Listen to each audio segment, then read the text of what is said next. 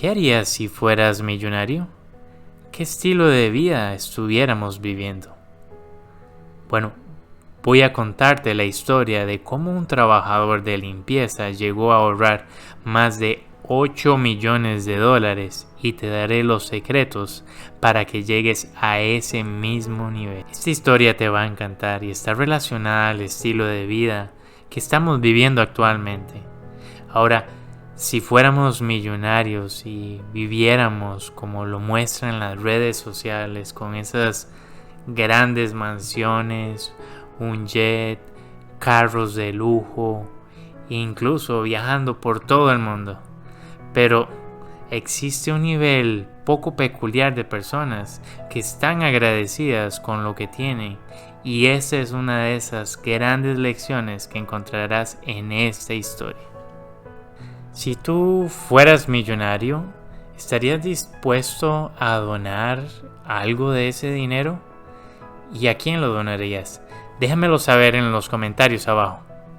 Esta es la historia de Ronald Read, quien nació en 1921 en Vermont, en Estados Unidos.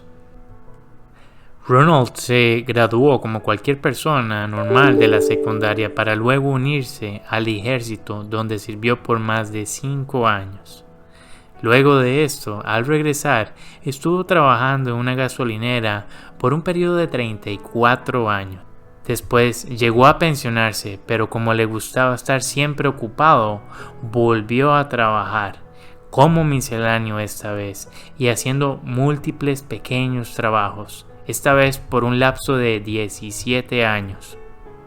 Ahora, lo más peculiar en esta historia es que todos los que lo conocían afirmaban que no tenía un estilo de vida mayor al que podía llevar. Él estuvo casado con la mujer de sus sueños, a quien conoció en la gasolinera donde trabajó, y llegó a vivir en una casa que le costó $12,000.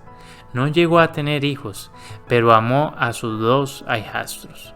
Incluso a la edad de 90 años, evitaba a toda costa tener que pagar un parqueo, incluso aunque le obligara a tener que caminar. Y no era de extrañar que la gente pensara que tuviera necesidades económicas, esto por la forma como vestía. Amaba visitar todos los días la cafetería del hospital, hasta que ésta fue cerrada. Luego empezó a visitar otra cafetería, donde el director del hospital llegaba. Y fue este director quien le recomendó ir a la biblioteca del hospital. Pues bueno, es a través de esta invitación donde empieza a devorar grandes cantidades de libros enfocados en cuanto al manejo de finanzas y de acciones.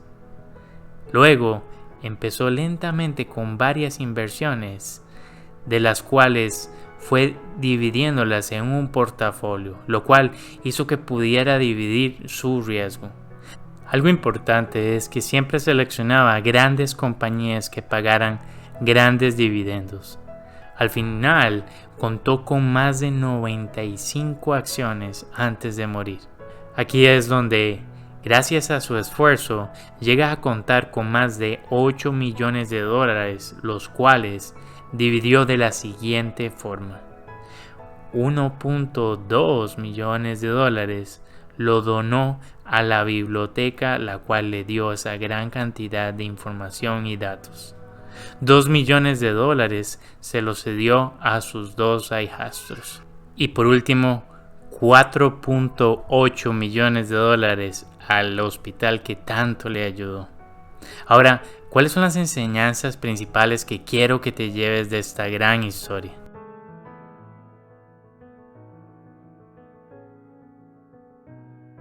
1. No vivir por encima de tus posibilidades. Es importantísimo que cada uno de nosotros estemos manteniendo ese control para no sobrepasar el límite al cual debemos de estar viviendo. 2. Controla siempre tus gastos. 3. Genera ingresos adicionales. Incluso aunque sean pequeños, son ingresos. 4. Siempre prueba antes de invertir en grande. 5. Cuando inviertas, hazlo en un portafolio donde siempre puedas diversificar tus inversiones y riesgos. 6. Datos. Recordemos que el conocimiento es poder. Y si algo nos está dejando esta historia, es que en un momento llegó a realizar un cambio drástico cuando volvió a retomar los estudios, esta vez enfocándose en cuanto al manejo de las finanzas. Claro, esto después de que había tenido un excelente hábito.